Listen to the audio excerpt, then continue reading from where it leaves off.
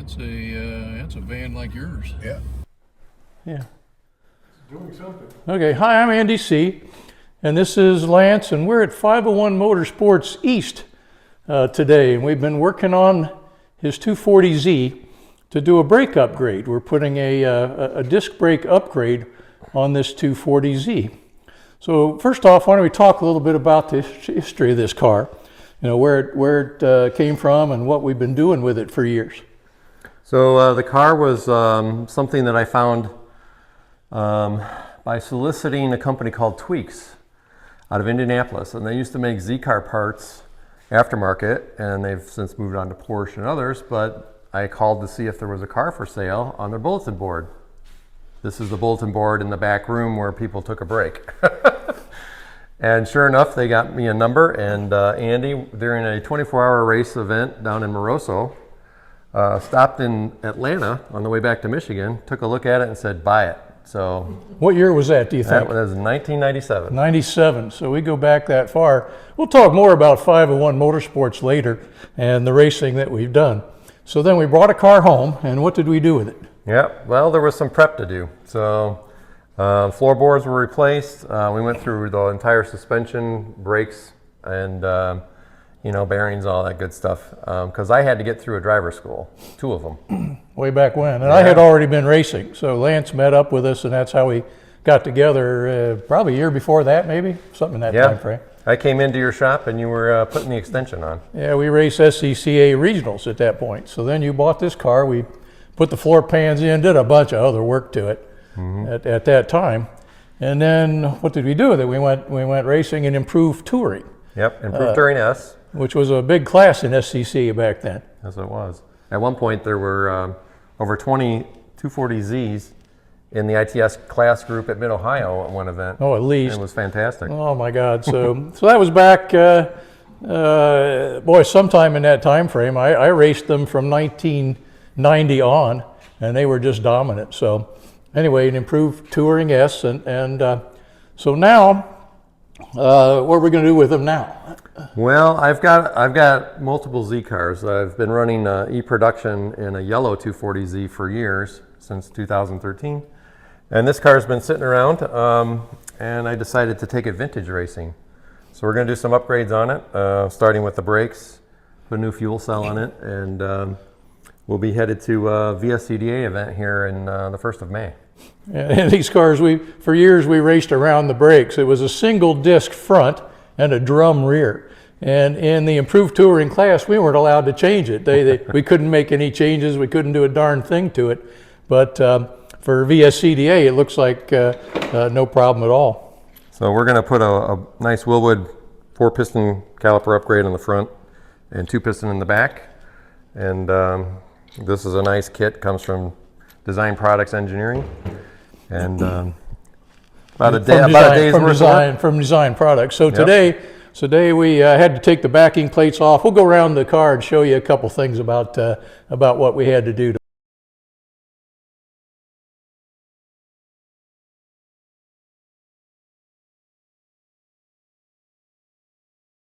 Okay, go. All right, so our brake upgrade today, this is an example of an original hub, which we're still using. You see that right here. And the original solid disc rotor. And we're upgrading to a custom vented disc rotor from Coleman Engineering. And believe it or not, this Willwood caliper bolts right to the stock ears of the strut tower. So that makes that really simple. And of course, we repacked the bearings and did all the torque downs on that, and it rolls over really nice. So look at the size differential there, and it's vented, big double vented disc there versus the single disc. Yeah. There's absolutely no comparison, and the size of the caliper, for goodness sakes. Yeah, when we ran these brakes in IT, we had to run 3-inch brake cooling ducts from the front of the car here just to make it through about half the race before the brakes started. Before the brakes faded, and that was always something. We also put bigger wheel studs on here so we can put spacers on and get the right track width. So we're going to use a 15-inch wheel with these. So they'll clear a 15-inch wheel, and you can't get 14-inch tires anymore. We raced 14-inch tires forever. Yeah. And so this will be different. You don't know how you got the other plate off. Yeah, a lot of this. And the third backing plate would be perfect.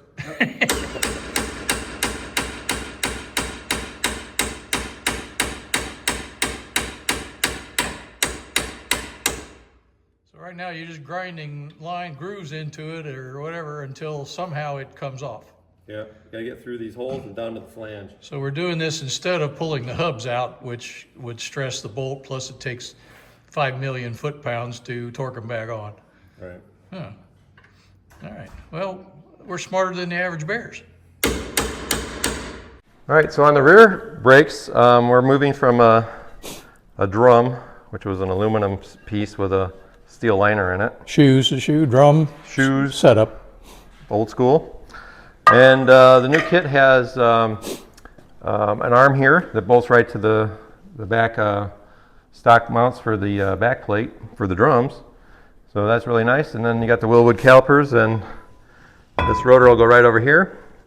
We have to do some modifications because of our larger wheel studs to open up these holes. So we'll be getting that done soon, and this will bolt right on. Yeah, we had some problems today. The holes in the rotor don't fit the studs that we've got, so we got to ream those out. So that's just a quick change. And then the front, we had a hub problem up there. We were using like a 280Z hub and had to go back to a 240Z hub, so that we had to do that twice. Nice thing about these is you still get these at the auto parts store. These are off of a 280ZX. Oh, okay. Yep. Yeah.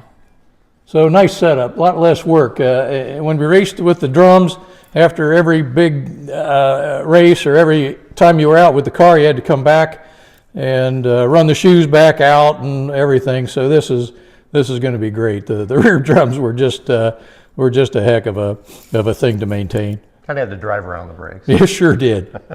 Right. In order to do the right brake proportioning, we're going to need to replace the stock master cylinder that does the front and rear brakes. These are 7/8 in size, and we're going to replace that with this Willwood, which is a 1-inch. So we'll be putting the reservoir cups on this, and this just pulls right out of here, and just have to widen these holes out a little bit for this to fit. And there's a plunger in there that we're working on for fitment too. But once we get all that. What's the difference in diameter? 7/8 on the stock unit and 1 inch on the front. 1 inch Or on the front, new. because Yep. there's 4 piston calipers. Needs more volume of fluid to push the pistons out, so a bigger diameter on the plunger. Yep. Required to get the right pedal length on your braking effort. Yeah, we don't quite know what that dimension is yet. We've been playing with this. There weren't a lot of instructions with this anyway. So anyway, but the master cylinder has to be changed out. We're going to keep the same booster. Yep. And he's been working on a header here, so that's the reason that the carburetors are off at the side there. We're new header and exhaust pipe and whatever, working on that. All right, so this is my e-production car. Originally built by Ken Kennard and sold to Tim Holmes, and then I bought it from Tim in 2013. We've been running this in SCCA majors and runoffs since. The full prep race car here. Dry sump, 12-to-1 motor, half-inch lift cam, remote oil cooler. We have to run the stock SUs outside of putting fuel injection in. So yeah, this is a full race car with slick tires. And you've won some divisional championships with it. yeah, we won 4 straight Northern Conference championships with this car. Persistence pays off. Yeah, and it's a tough group. E-Prod was a very tough, competitive group. So we've had a lot of fun with this. So we've been racing Datsun for a lot of years. Yeah, it's been really neat to go to different destination tracks like Daytona and VIR and Road America, of course, and Mid-Ohio. Uh-huh. All right, so this is a project car that I have. Picked up a couple of years ago from another team member who bought it from a racer friend out of Wisconsin about 4 years ago. This is a very early 1970 240Z, serial number 1603. And it came with a nice cradle for us to be easily work on. We've stripped this down. It's about ready to go to sandblast.